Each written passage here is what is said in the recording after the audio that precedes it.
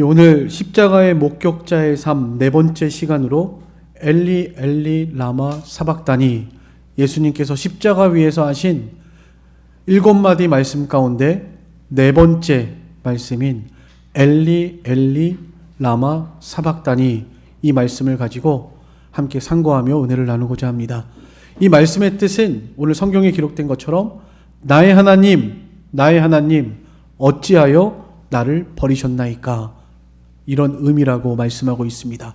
이것이 무슨 의미이고 우리에게 주는 교훈이 무엇인지 이 시간 말씀을 통해서 생각해보고, 예수님이 십자가에서 하신 말씀 한 말씀 한 말씀이 우리로 하여금 십자가의 그 발자취를 잘 보고 따라오게 하시려고 하신 말씀이라고 제가 처음에 사순절 십자가 가상칠언 말씀 들어가면서 말씀을 드렸습니다. 우리의 죄를 위해서 십자가를 지신 것 당연히 물론이거니와, 예수님이 십자가를 지시면서 이 7마디 하신 말씀은 우리들에게도 본을 끼쳐서 그 십자가를 따라오게 하심이라고 말씀했습니다. 그래서 우리는 예수님의 십자가 위에서 하신 이 7마디 말씀을 통해서 내가 이 땅에서 어떠한 삶을 살아가야 하는지, 예수님이 가신 그 십자가의 길이 어떠한 길인지 발견할 수 있는 우리가 되어야 합니다. 우리는 십자가의 목격자들입니다. 우리 눈으로 직접 2000년 전에 예수님의 십자가를 눈으로 본 것은 아니죠. 그렇지만 전에도 말씀드린 것처럼 성경은 우리에게 하나님을 보게 하고 또 예수 그리스도를 보게 합니다. 이 성경이 예수님에게 대해서 기록한 말씀이라고 예수님께서도 말씀하셨습니다. 이 성경이 내게 대해서 증거한 것이로다.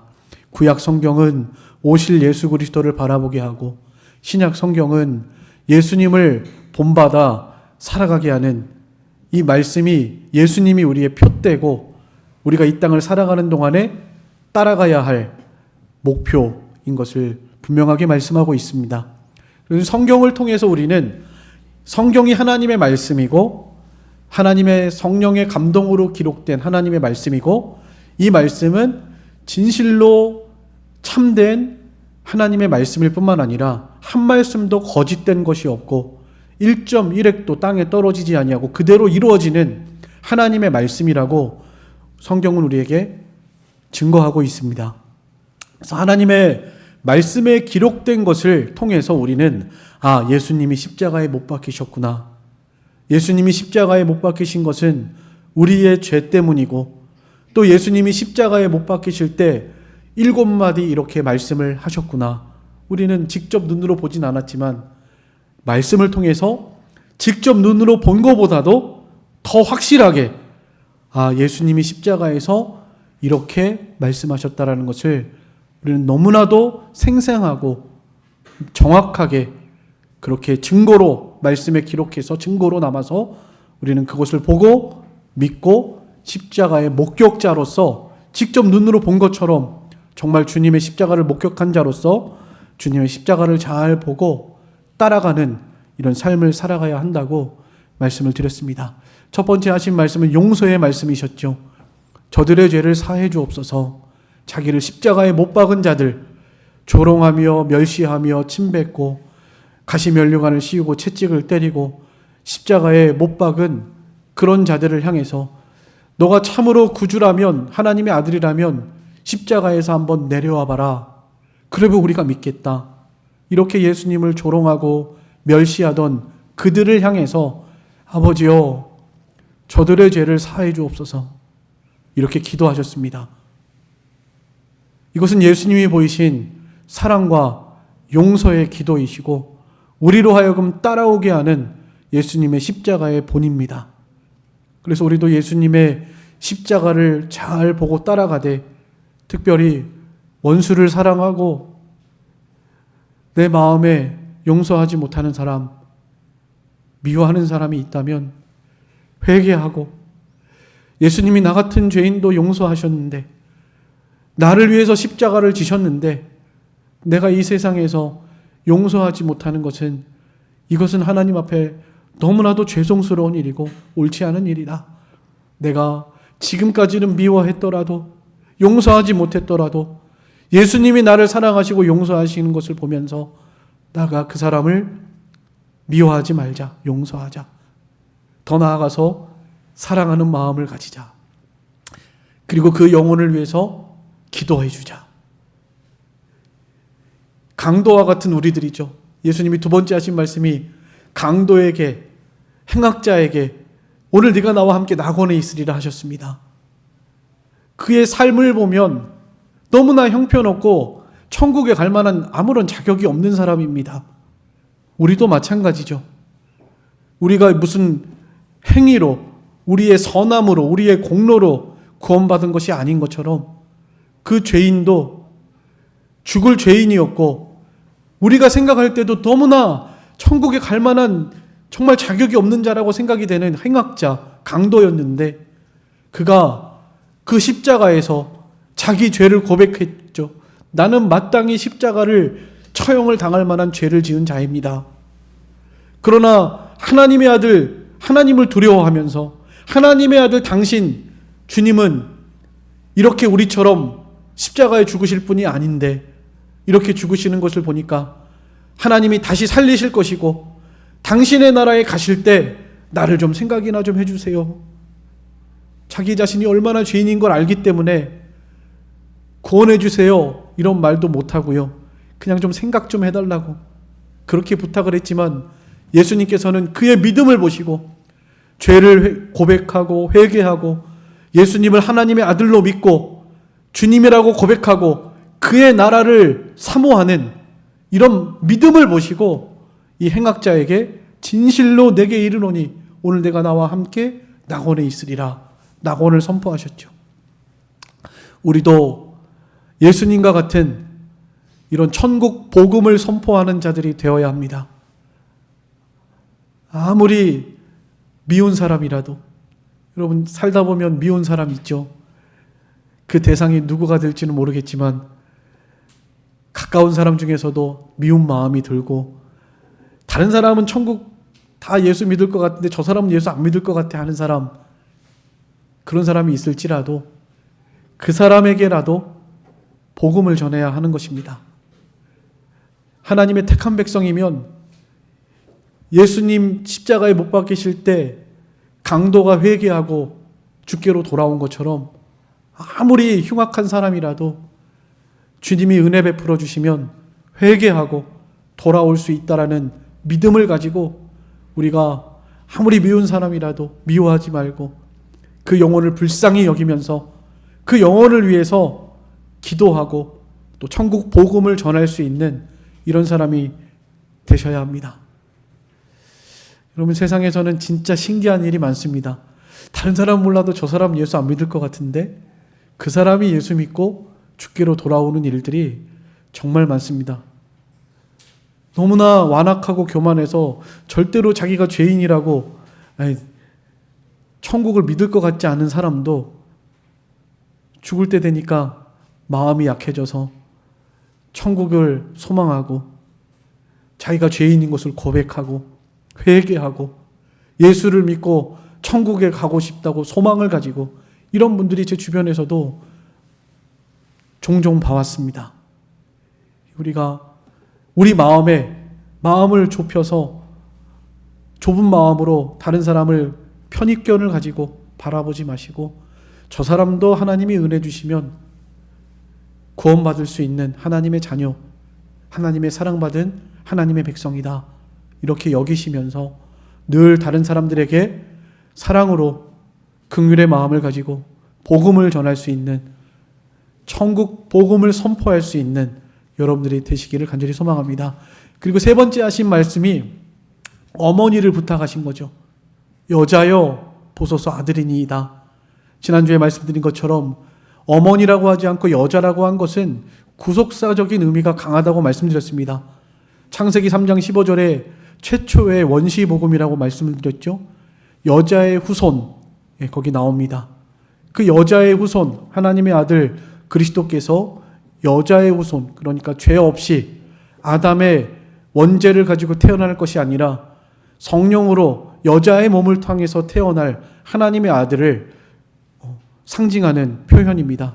그래서 예수님이 굳이 어머니라 하지 않고 여자여라고 한 것은 내가 십자가를 지금 지는 것은 하나님의 택한 백성들을 구원하기 위한 하나님의 구속사적인 역사적인 놀라운 일이다. 그러니까 어머니 실망하지 마시고 슬퍼하지 마시고 힘을 내시고 용기를 내시고 아들은 어머니 사랑하는 아들은 지금 하나님이 기뻐하시는 그 구속을 이루는 길을 가고 있습니다. 이런 고백과 같다고 말씀드렸습니다.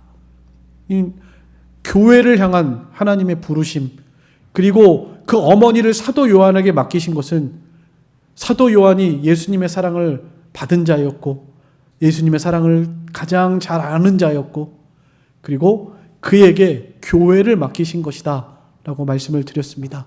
하나님께서는 오늘도 우리들에게 보라 내 어머니라 교회를 우리에게 맡기시고 계십니다. 내가 나를 사랑하느냐 내 양을 먹이라. 이것이 제자들에게만 하신 말씀이 아니고 우리들을 향한 말씀이에요. 네가 나를 사랑하느냐 그러면 하나님의 양을 먹여라. 하나님의 양들을 쳐라. 여러분 그래서 교회 안에서도 우리는 하나님께서 왜 함께 신앙생활하게 하셨는가? 그리스도의 몸을 세우게 하기 위해서입니다. 성도들을 온전하게 하고 우리가 다 부족한 인간들이고 부족한 것들이 있는 사람들인데 연약함과 부족함이 있을지라도 서로가 서로의 연약함을 잘 도와서 잘 덮어주고 감싸주고 또 채워주고 그러면서 주님의 몸된 교회를 세워나가라고 함께 그렇게 신앙생활을 하게 하신 것입니다. 우리 모두에게 주님의 몸된 교회를 잘 치고 먹여야 할 사명이 있습니다. 여러분 제가 질문 하나 하겠습니다. 예수님 사랑하시죠? 예수님을 사랑하시면 주의 몸된 교회를 사랑하셔야 합니다.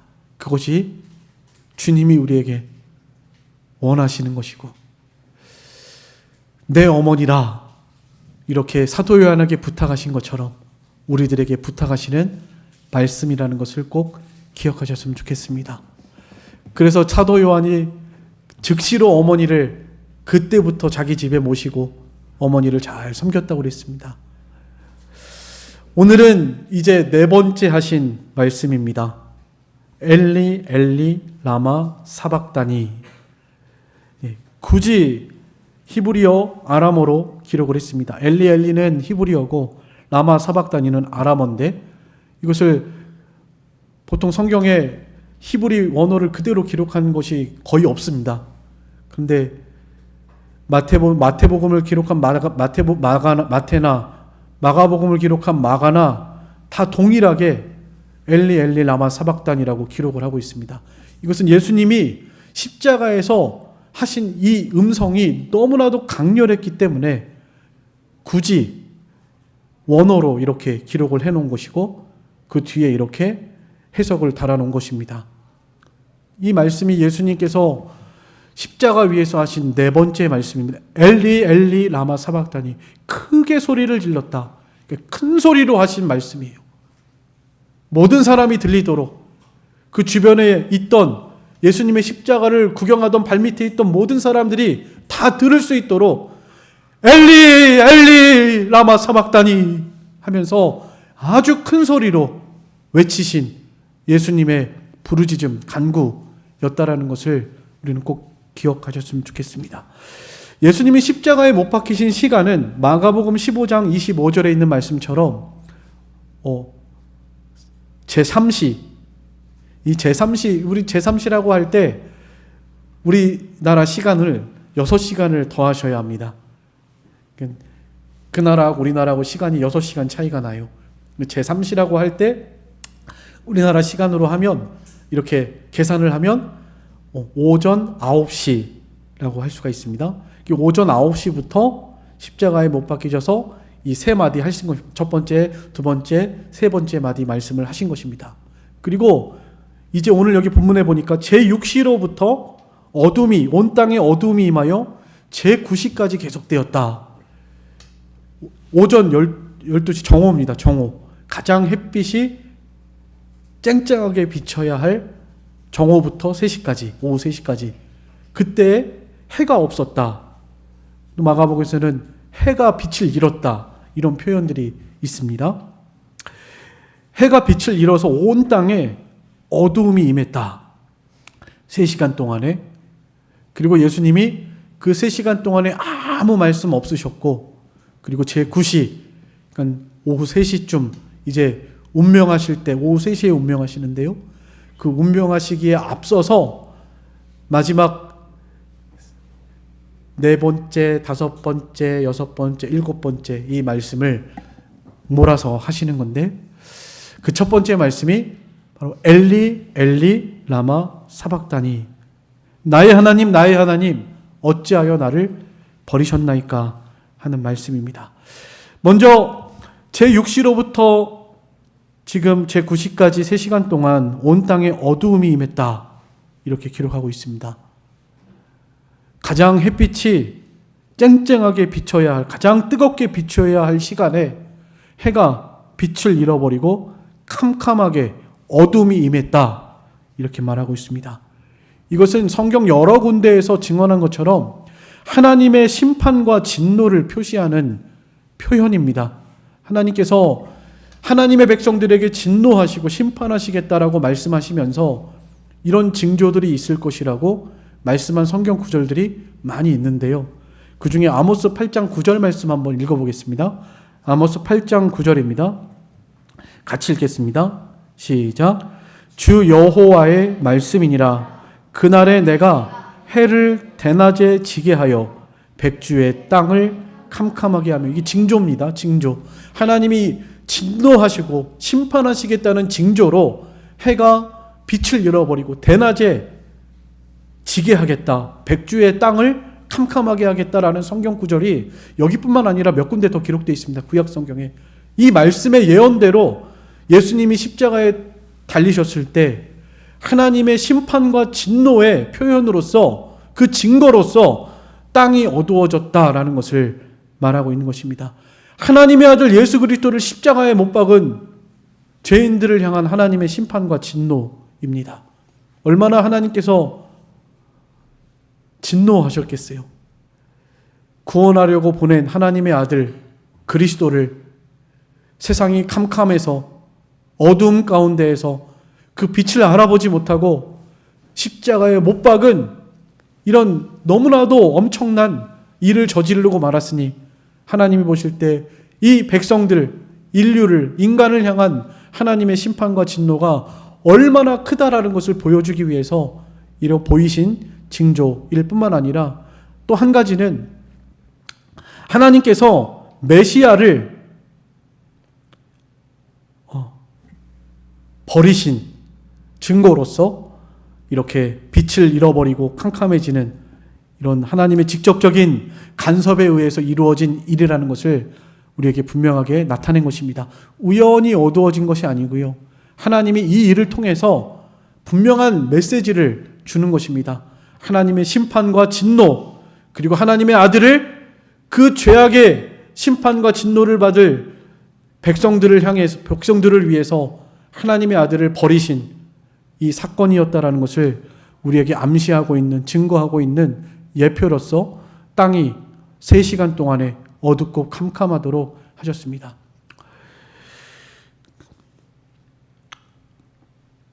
그리고 제9시쯤에 예수님께서 크게 소리를 질러서 엘리 엘리 라마 사박다니, 이렇게 말씀하셨습니다. 나의 하나님 나의 하나님 어찌하여 나를 버리셨나이까. 여러분, 이 말씀을 통해서 우리가 깨달아야 할 중요한 교훈이 몇 가지가 있는데요. 그 중에 2가지를 오늘 말씀을 드리려고 합니다. 예수님이 엘리 엘리 라마 사박다니, 나의 하나님 어찌하여 나를 버리셨나이까 라는 이 말씀 속에서 중요하게 우리가 깨달아야 할 2가지 의미를 오늘 증거하고자 합니다. 먼저 첫 번째는 버림당하신 하나님의 아들 예수 그리스도, 이것을 먼저 기억하고 생각해야 합니다. 철저하게 버림당하신 것을 의미한 것입니다. 어찌하여 나를 버리셨나이까. 하나님께서 예수님을 버리셨다라는 것을 분명하게 말하고 있는 거예요. 한 번도 예수님을 버린 적이 없습니다. 예수님께서도 아버지께서 나와 항상 함께 하신다 말씀하셨고요. 요한복음 8장 29절 같이 한번 읽어보겠습니다. 시작. 나를 보내신 이가 나와 함께 하시도다.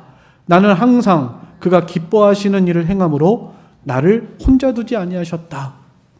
또 요한복음 16장 32절도 같이 읽겠습니다. 시작.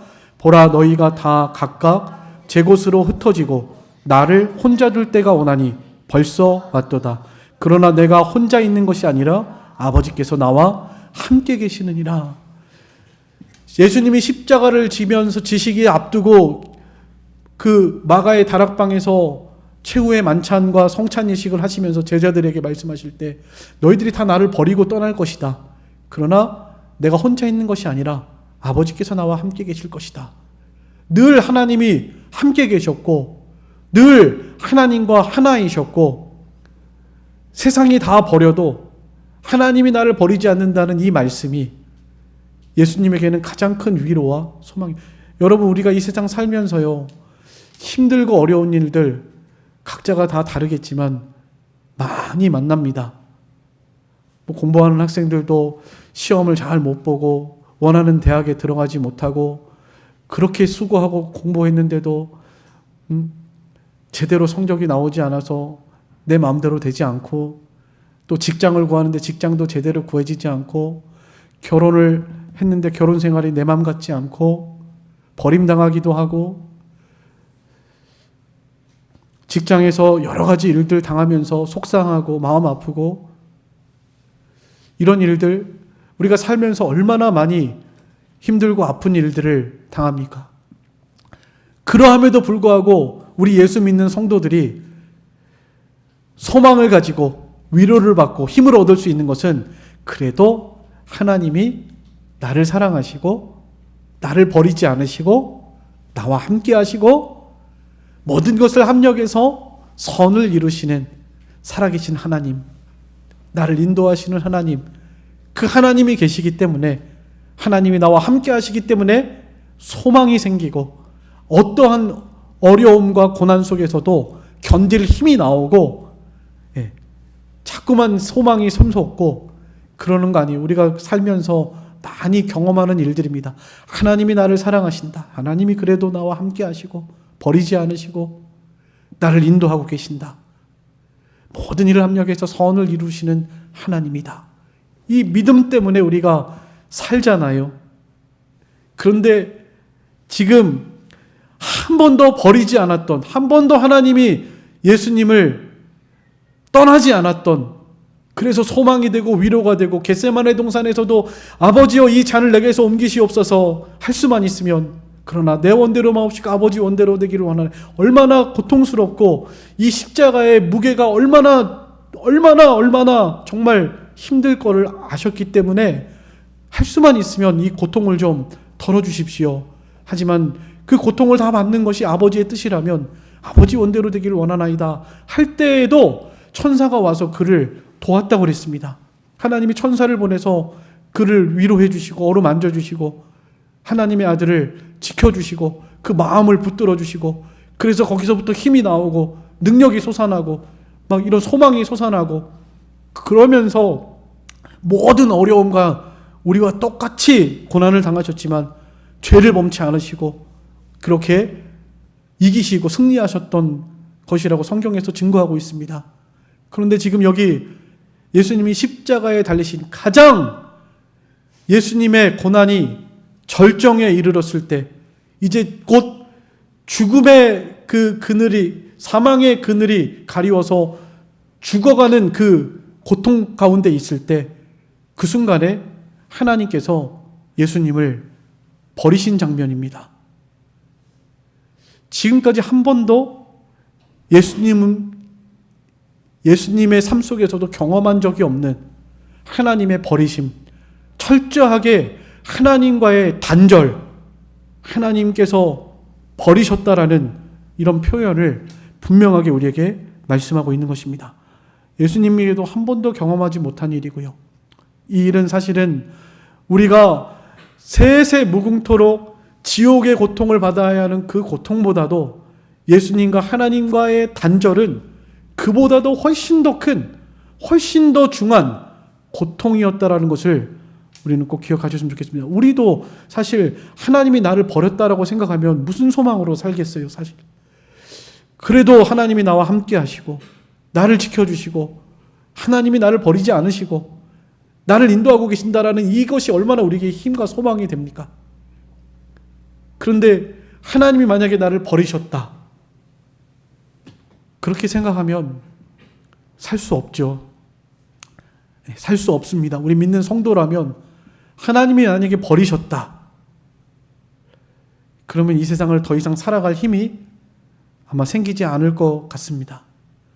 예수님이 지금 경험하신 하나님과의 단절, 하나님이 버리신 이 버림은 이와 같은 고통보다도 훨씬 더 큰 고통이었고, 정말 하나님께 철저하게 버림당하시고 단절당하신 죄의 무거운 형벌을 경험하신 이런 사건이었다는 것을 꼭 기억하셨으면 좋겠습니다. 예수님은 죄가 없으시죠.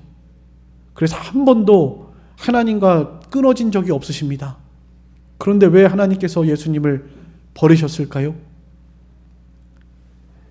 그것은 우리 죄 때문이죠.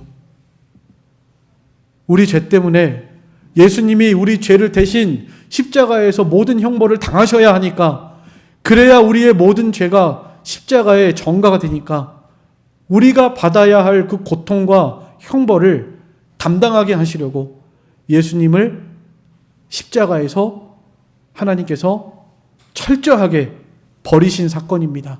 그러니까 예수님은 죄가 없으시지만 죄인이 당해야 하는 그 하나님과의 단절, 끊어짐, 그리고 지옥의 고통을 그 십자가에서 맛보신 거예요. 한 번도 경험해보지 못한 그런 사건입니다. 이것은 인류 역사상 다시는 일어나지 않을 사건이에요.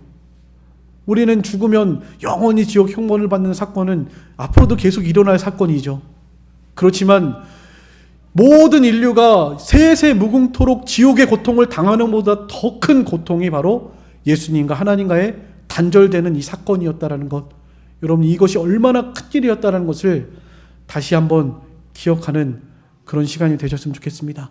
그럼 우리가 예수님의 십자가로 우리의 모든 죄가 대신 담당이 되고 용서받았는데 예수님이 지옥 간 건 아니잖아요 라고 묻는 사람들이 종종 있거든요. 예수님 지옥 안 가셨습니다. 예수님은 지옥에 가지 않으셨어요. 그러면 우리의 죄가 어떻게 예수님에게 다 담당이 됩니까? 라고 묻는 청년들이 가끔 있었습니다. 그것은요, 예수님이 십자가에서 당하신 하나님과의 그 단절의 크기가 사실은 우리 영원히 지옥 형벌을 당해야 할 그 죄악의 형벌의 크기보다도 훨씬 더 큰 크기였다라는 것을 말하는 것입니다. 더 쉽게 예를 들면, 여러분, 하나님께서는 이 천하 만국보다, 하나님이 지으신 천지 만물보다 우리 생명 한 사람을 더 귀하게 여기십니다. 한 사람의 영혼을 천하보다도 귀하게 여기신단 말이에요. 하나님이 만드신 피조세계 천하 만물을 다 준다고 해도 우리 한 사람의 영혼과 바꾸지 않아요. 왜냐하면 이 영혼의 크기가 훨씬 더 크니까요.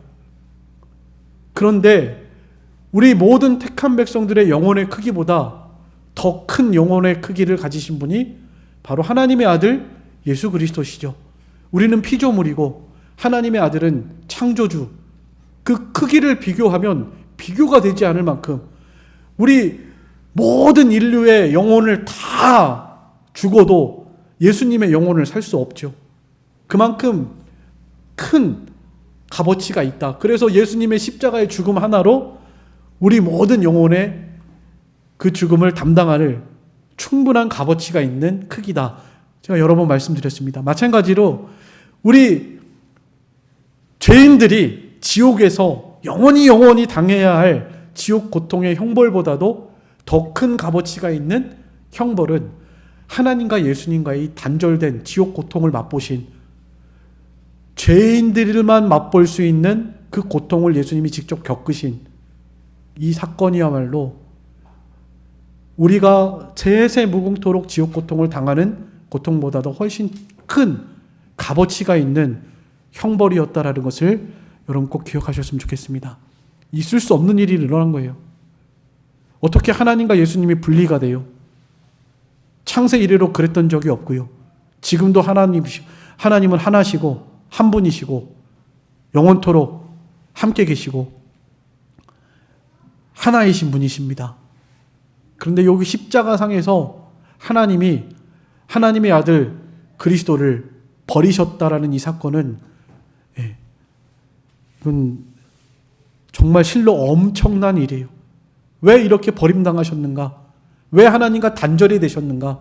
왜 죄인이나 당해야 할 이런 죄악의 형벌을 당하셨는가? 그것은 예수님은 죄인이 아니시고 의인이시지만 우리의 죄를 담당하셔야 하기 때문에 친히 하나님과의 단절을 경험하시고 하나님과의 단절이 얼마나 저주스럽고 고통스러운 것이었는가를 몸소 겪으신 것입니다. 우리의 형벌을 대신 당하신 거죠.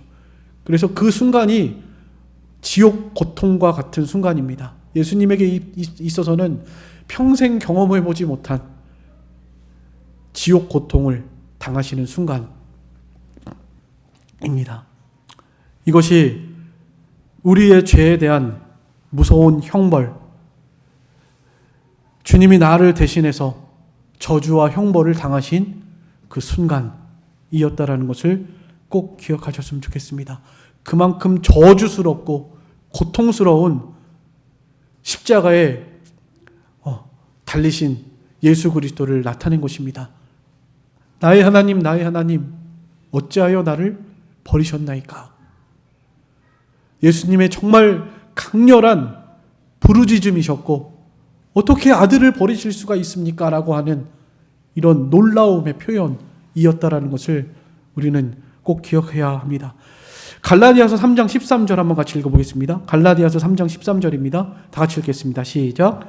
그리스도께서 우리를 위하여 저주를 받은 바 되사 율법의 저주에서 우리를 속량하셨으니 기록된 바 나무에 달린 자마다 저주 아래에 있는 자라 하였습니다. 주님은 아무 죄가 없으시지만 우리의 죄를 속량하시려고 이렇게 자신을 저주와 형벌 아래 십자가에 내어주셨다라는 것, 우리 때문에 자신을 십자가에서 죽는 건 사실 아무것도 아니죠. 예수님은 이 죽음은 얼마든지 참고 견딜 수가 있으셨고 오히려 기쁘고 감사함으로 견딜 수가 있으셨죠. 그러나 하나님과의 단절된 순간은 정말 예수님에게도 너무너무 고통스러우셨던 순간이었을 것이 분명합니다. 상상할 수 없는, 우리가 지옥에서 영원히 형벌당해야 할 거 생각이 안 되잖아요. 그와 같은 예수님에게는 정말로 엄청난 이런 일이었다. 우리를 대신해서 그렇게 지옥의 고통을, 저주의 고통을, 형벌을 받으셨다. 우리는 예수님을 십자가에 못 박았던 죄인들입니다. 우리 죄 때문에 예수님이 이렇게 십자가의 저주와 형벌을 당하셨죠. 우리는 이 땅을 살아가면서 좀 죄를 범하지 않도록 자신의 죄를 날마다 회개하고 그리고 좀 하나님이 기뻐하시는 삶을 살아가도록 예수님이 그러셨던 것처럼요.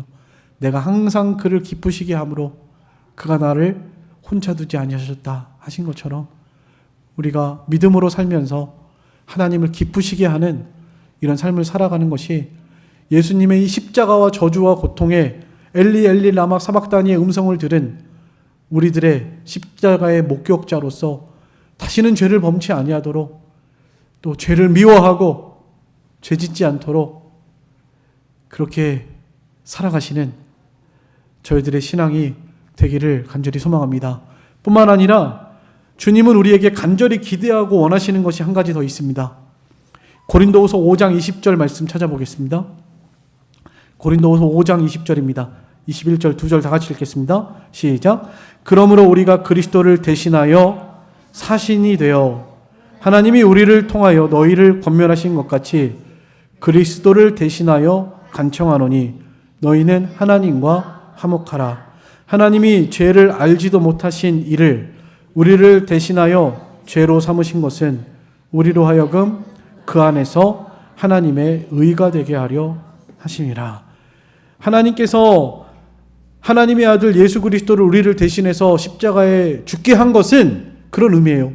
그것은 우리로 하여금 하나님 안에서 하나님의 의가 되게 하려 하심이다.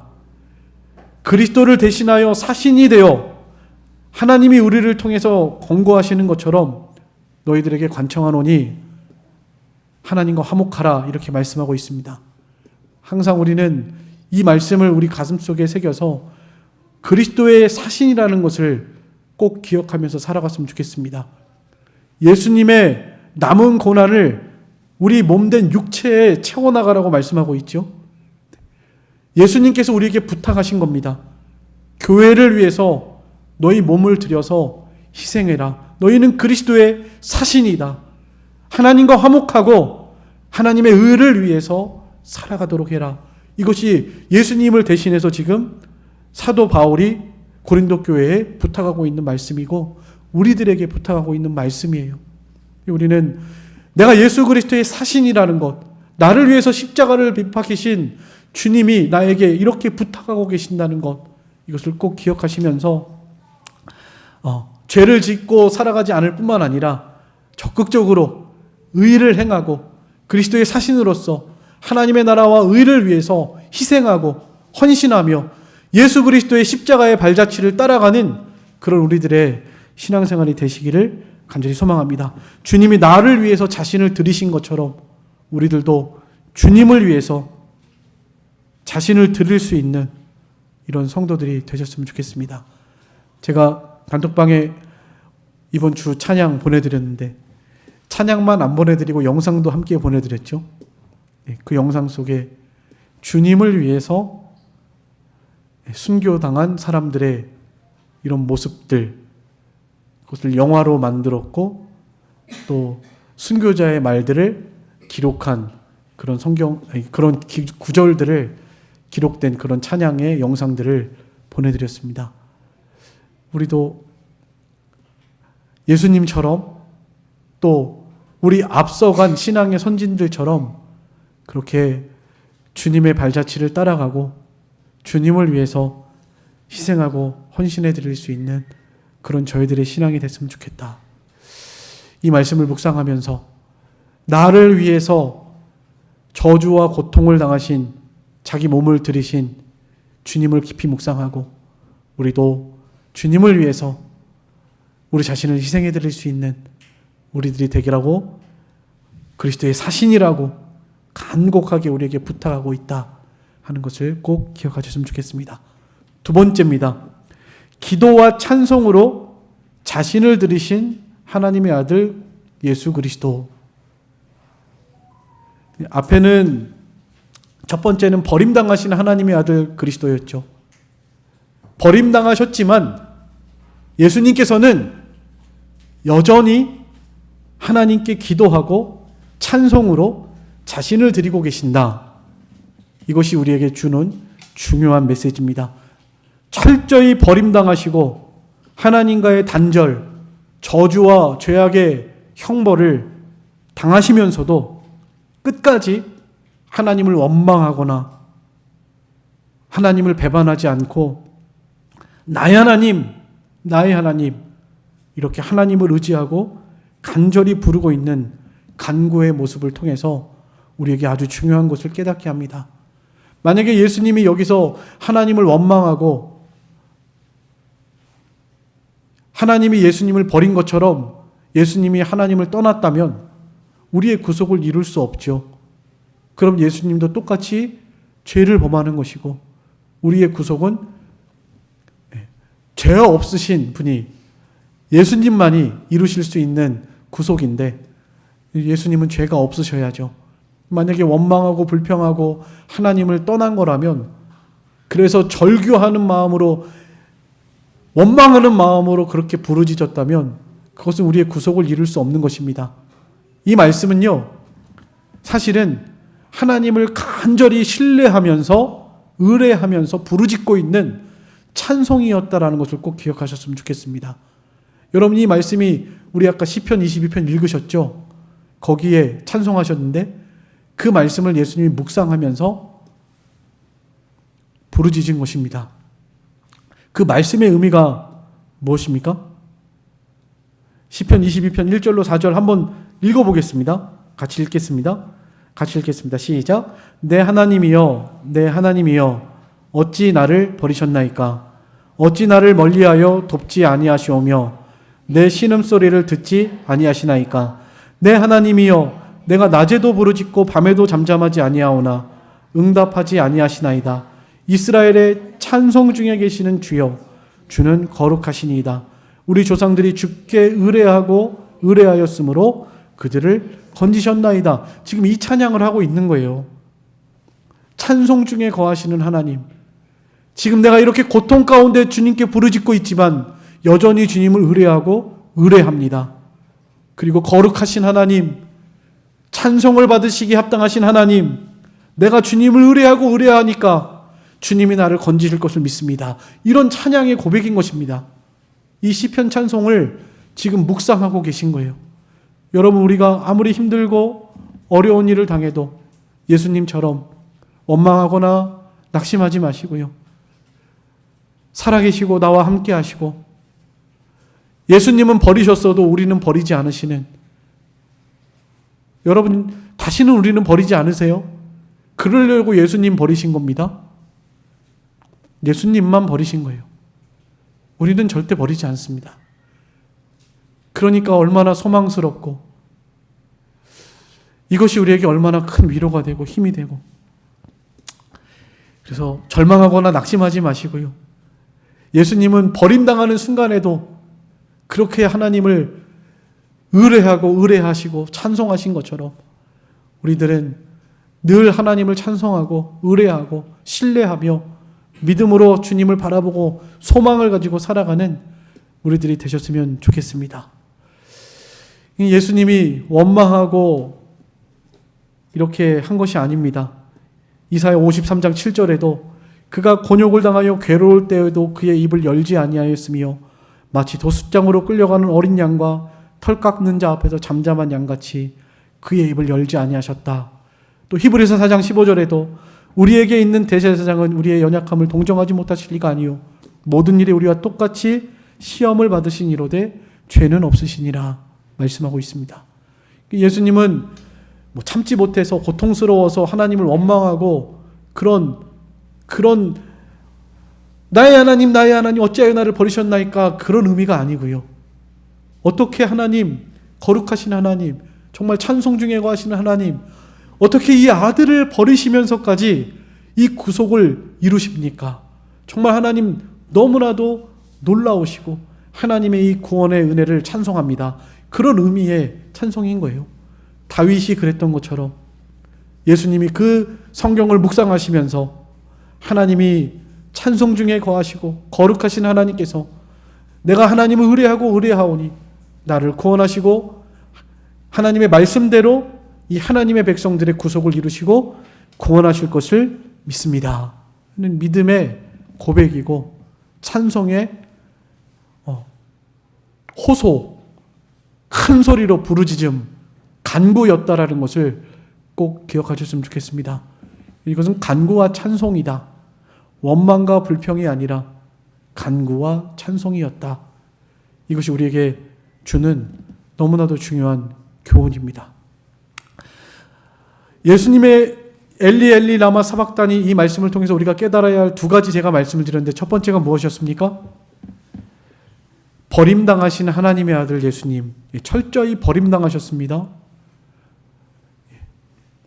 죄인들이나 경험해야 할 하나님의 저주와 형벌, 버림당하심, 지옥 고통, 그것을 친히 십자가에서 맛보신 것입니다.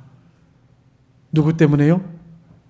우리들 때문에 죄 없으신 예수님께서 죄인의 고통을 당하신 것입니다. 우리가 짊어져야 할 죄의 그 무게를 친히 담당하신 것이고 우리가 당해야 할 형벌을 친히 담당하신 것이다.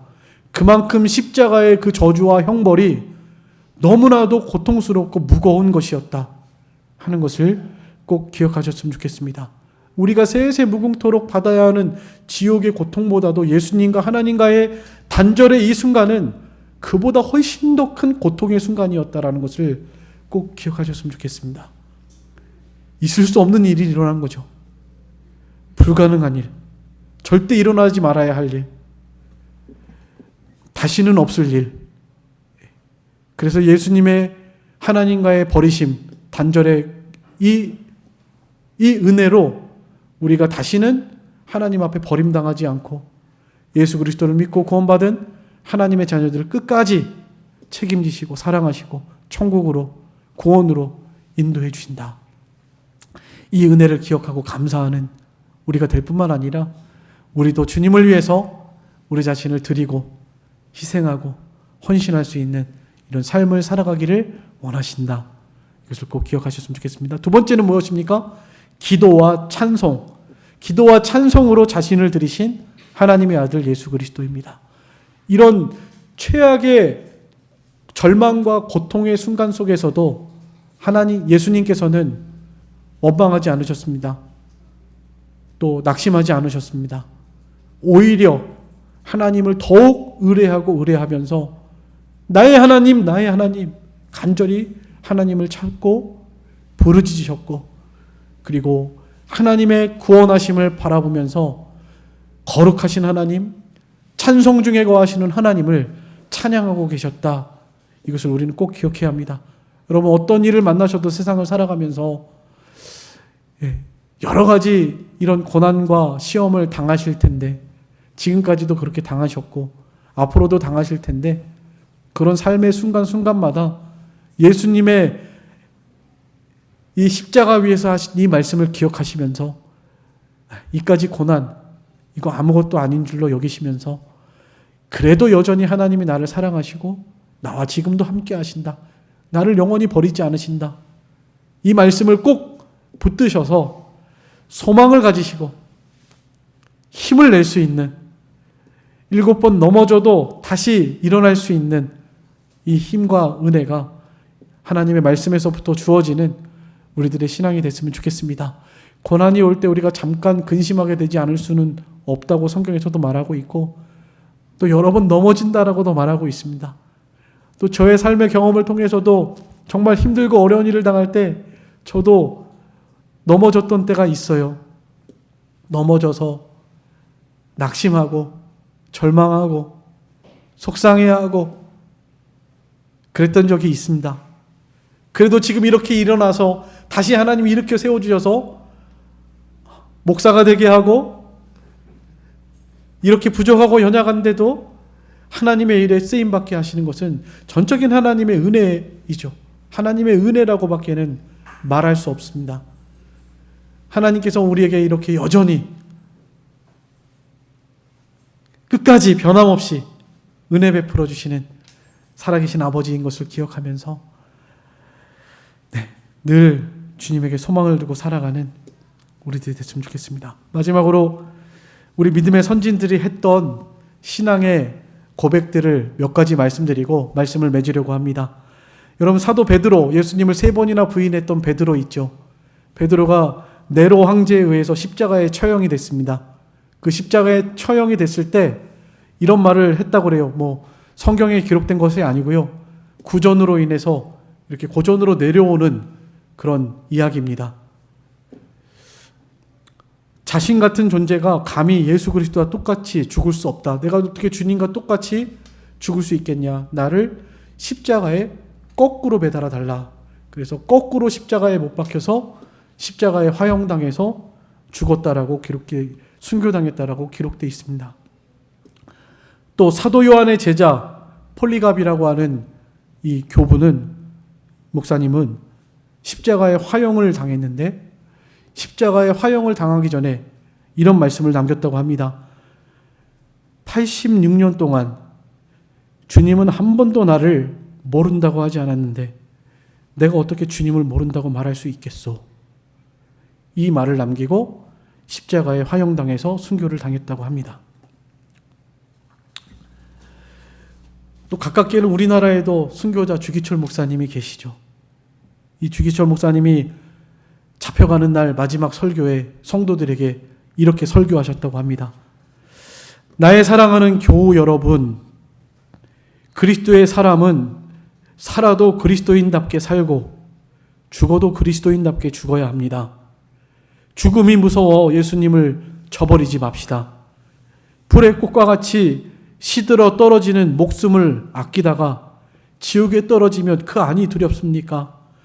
한 번 죽어 영원한 천국 복락, 그 안이 즐겁겠습니까? 이 주기철 목사가 죽는다고 슬퍼하지 마십시오. 나는 결단코 하나님 외에 무릎 꿇고 절할 수 없습니다. 더럽게 사는 이보다 차라리 죽어 없어져 주님 향한 정절을 깨끗이 지키려 합니다. 주님 따르는 죽음은 나의 간절한 소원입니다. 나에게는 일사각오만 있을 뿐입니다. 이렇게 마지막 설교하고 잡혀가셔서 옥고를 치르시고 죽임당하셨습니다. 히브리서 11장 32절로 38절에도 나오죠. 성경에 많은 신앙의 선진들, 내가 무슨 말을 더하리요? 기드온, 바락, 삼손, 입다, 다윗 및 사무엘과 선지자들이 이를 말하려면 내게 시간이 부족하리로다. 그들은 믿음으로 나라들을 이기기도 하며 의를 행하기도 하며 약속을 받기도 하며 사자들의 입을 막기도 하며 불의 세력을 멸하기도 하며 칼날을 피하기도 하며 연약한 가운데 강하게 되기도 하며 전쟁에 용감하게 되어 이방 사람들의 진을 물리치기도 하며 여자들은 자기 죽은 자들을 보활로 받아들이기도 하며 또 어떤 이들은 더 좋은 보활을 얻고자 하여 심한 고문을 받되 구차히 풀려나기를 원하지 아니하였으며 또 어떤 이들은 조롱과 채찍질 뿐 아니라 결박과 옥에 갇히는 시련을 받았으며 돌로 치는 것과 톱으로 켜는 것과 시험과 칼에 죽임을 당하고 양과 염소의 가죽을 입고 유리하여 궁핍과 환난과 학대를 받았으니 이런 사람은 세상이 감당하지 못하느니라. 이렇게 말씀에 기록하고 있습니다. 주님 사랑하는 뜨거운 마음을 가진 이 사람들은 세상의 그 어떤 고난과 죽음으로도 감당할 수 없다. 우리가 이 길을 걸어가자는 거예요. 예수님이 가신 십자가의 길이 바로 그런 길이고요. 이 세상을 살아가면서 우리가 주님을 위해서 이런 일사각오, 주기철 목사님처럼 일사각오의 신앙을 가지고 십자가의 길을 따라가자. 오늘 이 말씀을 통해서 우리에게 간곡하게 호소하고 계시는 주님의 음성이 들려주셔서 주님의 몸된 교회를 위해서 그리스도의 사신이 되어서 우리 자신을 들여서 희생하고 헌신하며 십자가의 발자취를 따라가는 우리 모든 성도들 다 되시기를 간절히 소망합니다. 기도하겠습니다. 다 같이 통성으로 잠깐